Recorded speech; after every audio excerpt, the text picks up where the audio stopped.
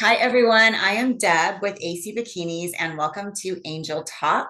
Today, I'm really excited to have on our talk Melissa Teich. And Melissa is a women's physique development pro. She's competing at the Olympia, and I'm really excited to share a little bit more about the division of women's physique with our audience because I know we have so many bikini competitors. And a lot of times I'm even asked, like when I'm reaching out to people, they'll say, "Oh, well, I do figure or I do physique. So I see you guys just do bikinis." Like, no, we do it all. So, Melissa, tell us a little bit about like who you are, like where you're from. And I know you have Be Strong Powerhouse is your business with your husband. So tell us a little bit about that. So I'm actually from Tucson, Arizona. I mean, I was born in Vermont, but I've been here in Tucson since I was 4 years old. So I'm a Tucsonan. Um, I started competing in 2012. So I've been working at this for 10 plus years. Yeah. Uh, Started training probably in 2009, 2010. I was actually in nursing school at the time and just trying to stay healthy and keep my mind right while I was going through school. And then that all transpired into being a competitive athlete, which I never saw happening when I was younger. That was not at all where I thought I would be. Were you Um, athletic as a child or as a young I adult? I was a swimmer growing up through middle school and high school. I swam on club teams and the high school team and whatnot. And then once I started college, I still swam, but not competitively. But that was really the only sport I was good at. That's interesting. So that's a lot of upper body. Yeah. So I think So that's where my shoulders and my lats came from before I started lifting. So how tall are you, Melissa? 5'3", 5'3". Okay. I was short. gonna say, yeah, 5'3". Okay, and you started in figure. Correct. So do you find that a lot of women start at a different division or do they go right into physique? Because it takes a while to build that kind of muscle maturity, right? When people talk to me about it, I always recommend starting in figure until you can Hmm. build base, because otherwise, I mean, you can go out there and do physique and be tiny like I was when I started in figure, but even as a physique pro, once I got my pro card in 2014, I was still like, I think my pro debut, I want to say like 120 pounds tops, Hmm. and I was dead last. And I thought I was big, and then I got to the show and I was like, I am not big. These girls are way bigger than I am. So I So think for the Olympia, like what do you think is kind of the average age of a physique competitor, a women's physique, I to get to that stage where you can compete at that level? I think most of us are in our mid 30s. Okay. And that's what I thought, because I know like bikini, even wellness, you can start out, pretty young and do well. But even like bikini Olympians, I mean, they're usually going to be in like their late 20s, early 30s. Yeah, it just takes so much time to build the size. Yeah, yeah. It's called muscle maturity, everybody. So I am a mature person. So I have a lot of muscle maturity, especially in my upper body. But you know, it just takes time. And I think, like I'm a master's athlete, so the kind of muscularity that a master's athlete has is different than a teen, even so different body types and all that. That's why they have those categories for age groups that you can get on stage kind of with your peers Right. versus trying to compare apples and oranges, right? So you got your pro card in 2014. um, how long did you compete as a figure athlete before you moved on to women's physique? I only did about 2 years in figure, and it was all at the local level as far Mhm. as um, winning or qualifying to do the USA's. I did the Mhm. US twice, or sorry, is that right? No, I did the USA's once in figure. That was when I got dead last. Um, and Was then that because you were too big or what? no, that was just because I had no clue what I was doing. Okay, okay. Never I mind. trained for a year, but I thought, or Sorry. Hold on a second. Oh, so sorry. I think Dad's home. Oh, Go ahead. all right. So I did the USA's in figure. I thought because I won in Tucson and I won a show in Phoenix, which of course all at the local level. I'm like, oh, I won the overall here. I can do this. I'm going to go to the USA's and win. And I got Yeah. dead last. Yeah. So I was down on myself and disappointed after that. So it was probably like a good month or two where I was like, I'm done with this. I'm going to go do triathlon, which I did go do triathlon. Hmm. Uh, and I kind of, I want to say, I don't want to say I threw in the towel because I was still training and doing cardio and whatnot. And I still had my sights out looking for a coach that would get me to where I needed to be. And Hmm. at the time, that was back when Jamie Pinder was one of the top women's physique pros. So I reached out to her and found out that she was being coached by Shelby Starnes. Hmm. So I reached out to Shelby, and that's where everything took off. So I've never met Shelby. Tell me a little bit about I've heard the name a lot. So she, like, tell me a little bit about her as a coach. It's actually a guy. Oh, it's a Um, guy. Sorry. See, I've heard the yeah. name, but I don't know. So Shelby primarily works with females only. He does have a few male clients. That's just his preference and what he's good at. Yeah. Um, Primarily women's physique and figure. He does have a couple bodybuilder females, and like I said, a couple male clients. But primarily he works with women's physique and figure girls. Yeah. That's his expertise. That's what he enjoys, and that's what he's good at. So Will he be at the Olympia with you? he will not be there. Oh, Not that I okay.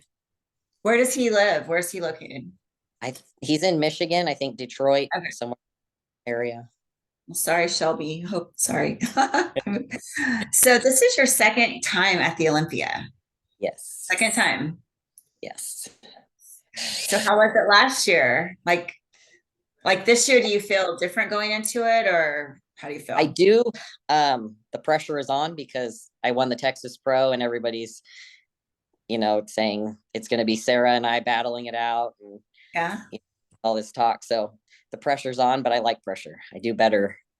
I push myself harder when I'm under pressure. So Yeah. I'm excited for this year. I took sixth last year as in the first call out, and that was Nice. very first Olympia. So I don't Yeah. even this year I hope to place in the top three, but I mean, you never know.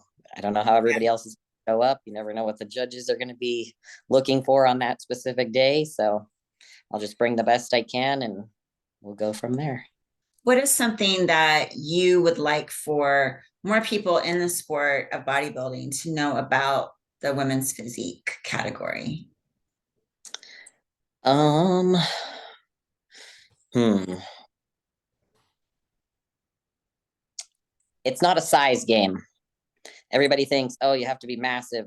It's not a size game. It's about being conditioned, bringing that next level conditioning, basically. Mhm. You don't have to be huge. You don't, I'm I'm probably one of the bigger, like every show I do, they tell me, don't get any bigger. Don't get any Mhm. bigger. Riding a thin line, you're gonna have to Go to switch over bodybuilding. to bodybuilding before long. So I'm trying, but my body wants to grow. But I try to tell everybody that it's not a size game.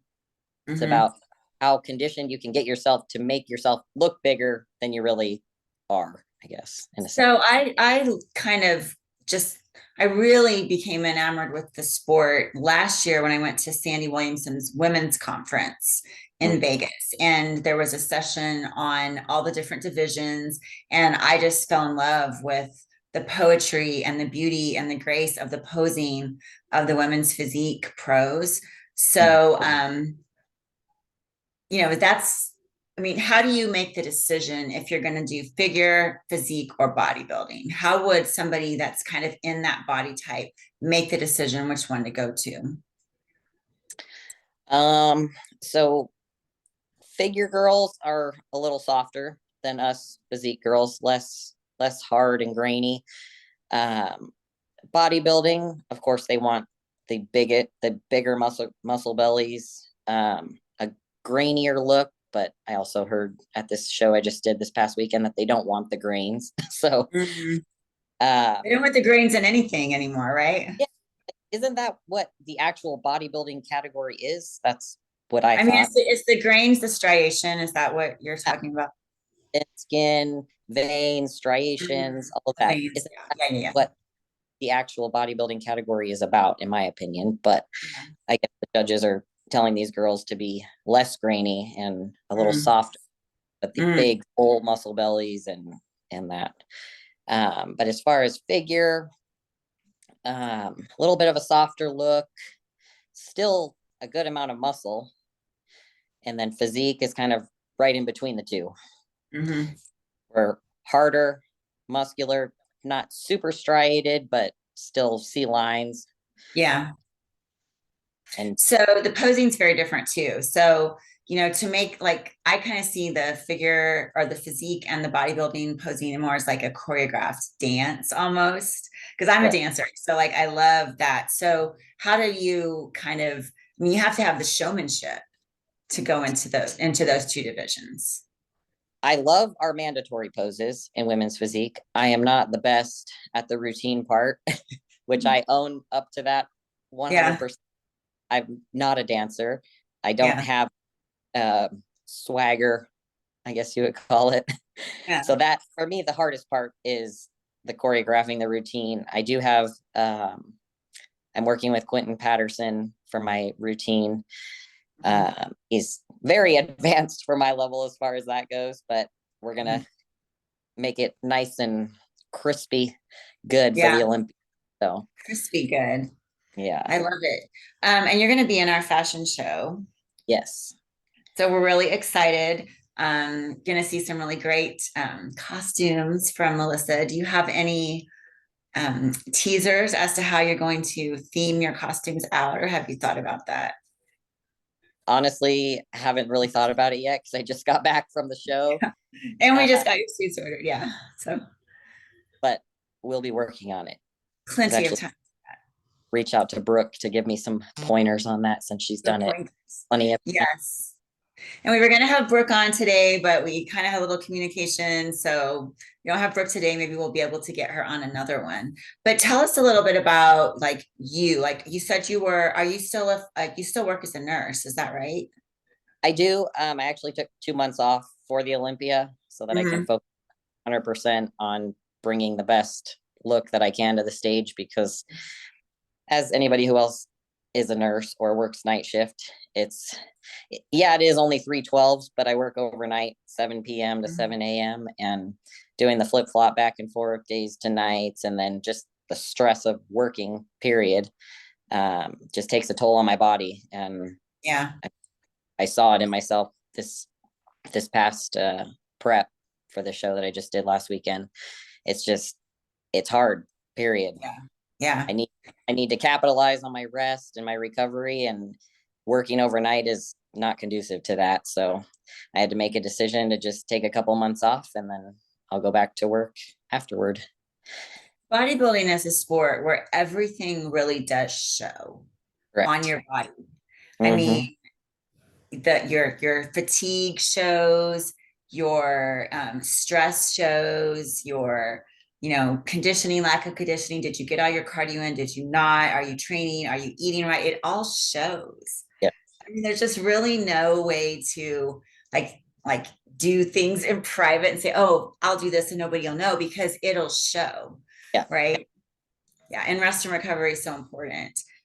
Yeah. And I was trying to stretch my 6 meals over 24 hours because I get home from work in the morning, take like a 4 or 5 hour nap, get up, have to do my cardio, my updates, Mm-hmm. prep the rest of the night of work, and then work 12 hours, but somehow only eat 3 times and keep my brain somehow functioning. Yeah. It's it was hard. How many hours do you train? You have your training and then you have your cardio. You're doing cardio, right? Yeah, I do 45 minutes right now. We Yeah. were up to an hour for the Arizona Pro, but we backed it down to 45 for the time being since I'm show lean right now. Mhm. Um, And then my training is generally 2 hours. If it's a leg day, might be 2.5, just because I need longer rest periods on my Yeah. heavy squats and whatnot. But usually about 2 hours. That's really interesting that you said that, because that's something I've really learned a lot in the last year is those rest and recovery periods in between sets. I mean, you just can't rush your workout. My upper body days, I try to keep it like a minute Yeah. between, depending on what I'm doing. But leg day, I need a little bit longer. So Yeah. Yeah. And I think that's something too that, as a bodybuilder, especially like when I go to the gym and I'm watching other people work out, I mean, I can remember when I used to go and just like, okay, let's just do it. Let's just do it, and ask the people, I'm yeah, like, really, and so you just can't rush these things. slow it down. And then now that I'm more advanced, I also have that mind muscle connection. So Mhm. I feel everything I'm doing Yeah. versus years ago, I would just pump out the reps. I didn't really Yeah. feel necessarily what I was doing. So Yeah, that's one of the key things that I do as well especially for my lower body, because it's just working so hard on that is that mind muscle. It's like whenever I'm working out at the gym, I'm sure I have what I call resting gym face. Like nobody really comes into my realm yeah, because I'm just concentrating so hard, like mind to glute. yeah, So squeeze. yeah, squeeze, activate. So your husband, right? He runs the gyms that you have. Tell us a little bit about your gyms. You have two locations now. Yeah, we have two gyms. So we originally started with one, and it was, oh, what was it, 2,000 square feet when we very first opened it. It was tiny. We had hardly any equipment. We had some deadlift platforms, a couple benches, and a couple squat racks, and that was about it. That was in 2017. Yes. Mhm. And then shortly thereafter, we expanded to another unit. So it was about 4,000 square feet. Now we've got a third unit. So now we've got a separate room for all the powerlifting and all the heavy slamming of the weights. And then we've got a totally different room with all the machines and kind of a less, um, not aggressive, a less, More of a more, lifestyle type of an area. yeah. So for the ladies and people Yeah. that, less intimidating, that's the word I'm Yeah. looking for. Less Less intimidating. intimidating. So when you first walk in, it's not like you see everybody slamming these 500-pound deadlifts and this intimidating stuff. So now our main location is that it's about 6,000 square feet, and we have pretty much everything: powerlifting, strongman, bodybuilding. You can do anything in there. Olympic lifting. We have equipment for everything. Cardio as well. And then we And expand. it's called Beast Strong Powerhouse, right? Yes. Beast Strong Give us a Powerhouse. follow at beaststrongpowerhouse.com, or not That's right. .com. Just Beast Strong. uh, Yeah. Follow yeah. that. And then if you're in the Tucson area, definitely stop by. Yeah, we have our second location, which is right off the freeway. It's up on the northwest side of town. That one is pretty much the same thing. It's just one, instead of having the separate areas where we have the machines in one room and the powerlifting in the other locations, just one big open area, same size, similar equipment, maybe a couple different pieces, but primarily the same vibe. So I had in my notes that 2016 to 2020, you kind of got into competitive powerlifting. So did you take a break from bodybuilding and go over to powerlifting and then you came back to bodybuilding, or how did that Yeah, work? correct. I You so got I your pro card, and then you stopped and you went to powerlifting. Well, I got my pro card. I did my pro debut at the Chicago Pro in 2015. Okay. I was in the last call out. Again, I was shredded and lean. I was just tiny compared Yeah. to the, so, and I knew that. I'm like, I need to get bigger. Well, and After, I just want everyone to listen to this. Last call out, pro debut, then in figure, like you said, before you went into women's physique, you were last. I mean, so you have experienced what it's like to be yeah, last, and now you're going as one of the very best in the world. So, It's all about time, consistency, and dedication. You just can't give up on yourself. You have to keep pushing. yeah. I don't like to lose. So So when I lose, 2015, so yeah, 2015, you made your pro debut, and then you were saying, I'm sorry, I interrupted you. and then so I did Chicago Pro, and then I think it was the same year I did the Phoenix Europa, and I actually placed at that one. I got ninth, I believe.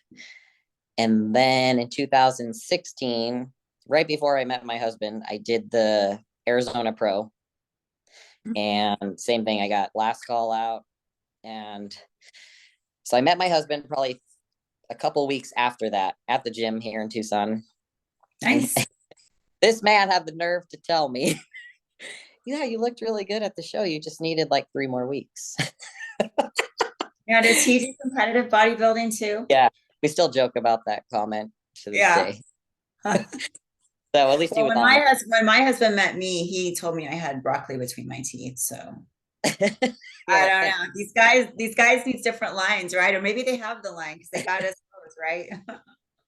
So we opened the gyms and I started powerlifting, and did competitive powerlifting, went to California, did my first meet, um, did decent for my first time. And then actually qualified for the Kern US Open, which back years ago was the big powerlifting meet that everybody would try to get into.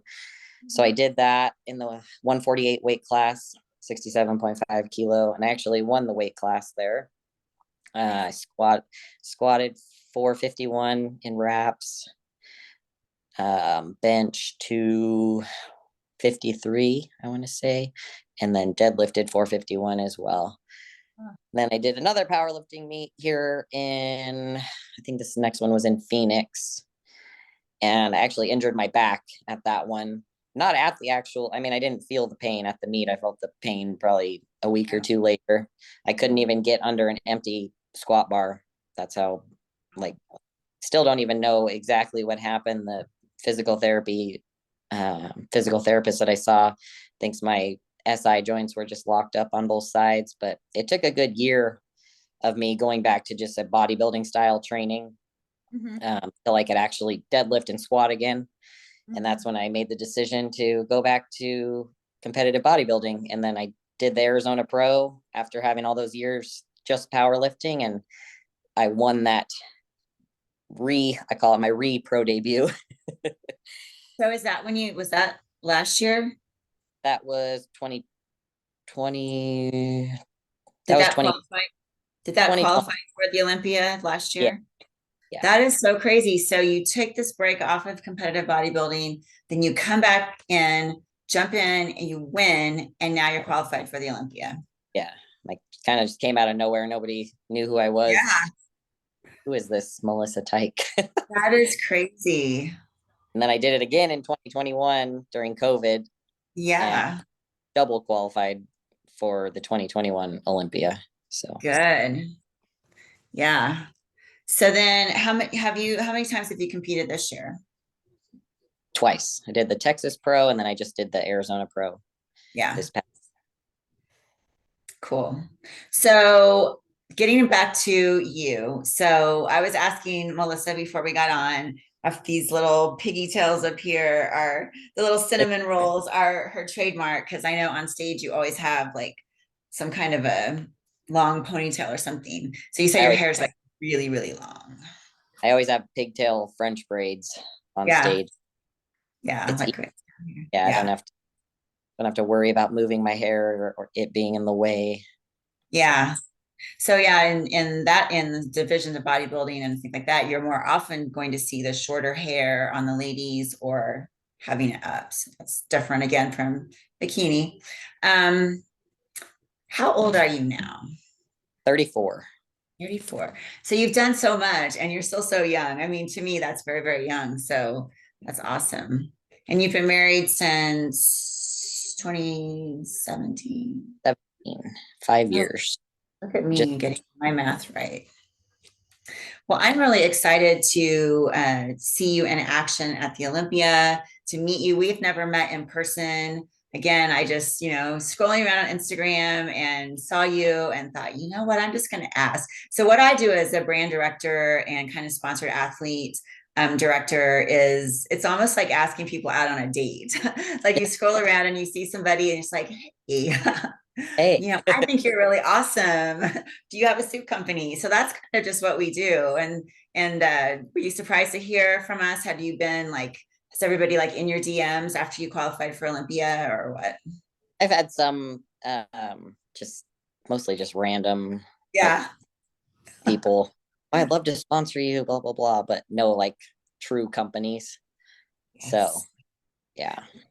We're really excited to work with When you you. reached out, I was like, oh yeah, This is a real company. This is yeah. a real well, really excited. And I really want to elevate the sport of figure, physique, and bodybuilding. This year, I know we have you and Brooke, and we've got Asha Hadley doing Oh, bodybuilding. Yes, so we're I, sponsoring her as well. So we're really excited to elevate these divisions in our business as well as in the sport. Because it seems like a lot of competitions, they're not offering women's physique or bodybuilding anymore. right, It's which kind is of dying down.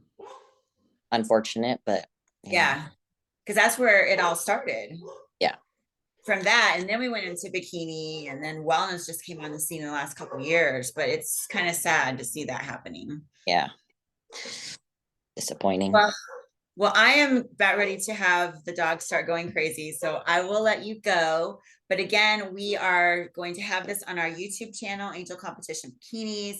We'll have it on our Angel Talk podcast, which is on all the podcast media. And then your Instagram, how can they find you, Melissa?